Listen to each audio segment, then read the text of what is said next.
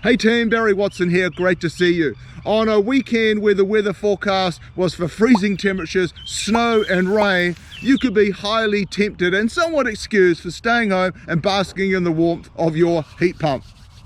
However, faced with similar wintry weather conditions, we decided to get out, brave the elements, wrap up warm and get out and do something a bit different. So what I'd like to do is I'd like to show you a quick review of what I did, and then I'd like to show you some of the gear I took along that kept me warm and dry. So if you're ready, let's get into it.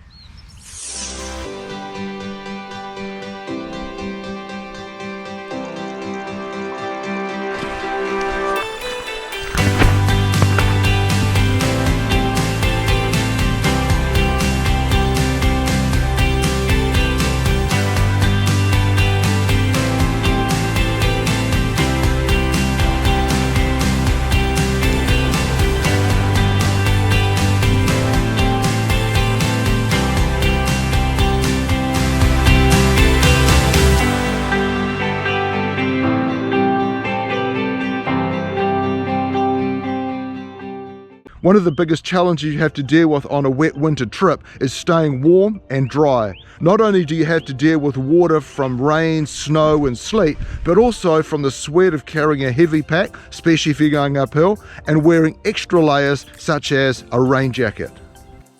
So a while ago, I ditched walking in merino on some trips in favour of wearing a synthetic t-shirt.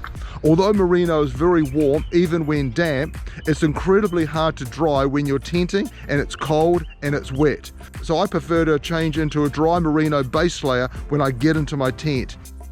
Grabbing some of your wet t-shirts and gear that is synthetic and putting it into your sleeping bag overnight is a far more realistic way of being able to help some of that dry, partially at least anyway, than wool is. Now wool will dry slightly, but not to the degree that synthetic or polyester will. Another essential part of your winter clothing kit is your gloves. Firstly, you want a thin merino liner that you can walk in if it's cool but not wet. And you can also use this type of glove to sleep in if you're really cold. Then you want a slightly heavier weight soft shell glove that forms the mid layer of your glove system. There again, you can walk in these if it's colder but not wet.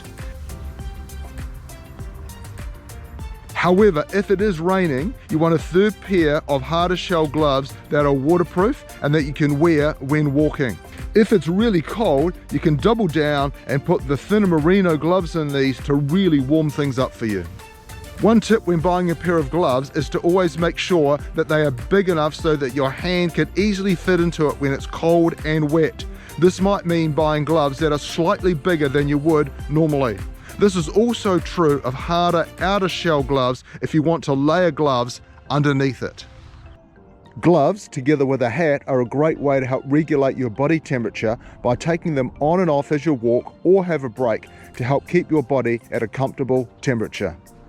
I'm sure you got some really good clothing tips for winter as well, so please put them in the comments. I'd love to see what they are. And of course, if you haven't subscribed yet, you may want to do that at the same time. The realities of winter weather is that at some stage gear is going to get wet. So unless you plan to take lots of everything, you've got to do something that most backpackers hate to do, and that is to put on cold, damp gear in the morning, such as socks, shorts, pants, and rain jacket. There's no point in wearing nice dry socks the next morning if you're going to only walk through damp snow, rivers, or wet grass.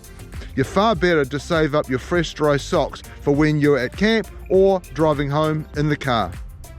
The key thing is you never want to get to a situation with your clothes that they are either all damp or all wet or a bit of both, because at that point you're highly susceptible to getting hypothermia. And like an aeroplane, you really want to have a lot of redundancies built into your clothing system. In other words, take more clothes than what you'd normally and naturally need. Why? Because it's far better to take dry clothes home that you've never used before, rather than exhausting the small amount of clothes that you bring and feeling as though that your comfort and, more importantly, your health and safety is severely compromised. When in camp, a good alternative to a down jacket is one filled with Primaloft. Primaloft is a synthetic fibre that has a good percentage of recycled material in it and a very good warmth to weight ratio. It compresses well in your pack and also is permanently water resistant and stays warm even when wet.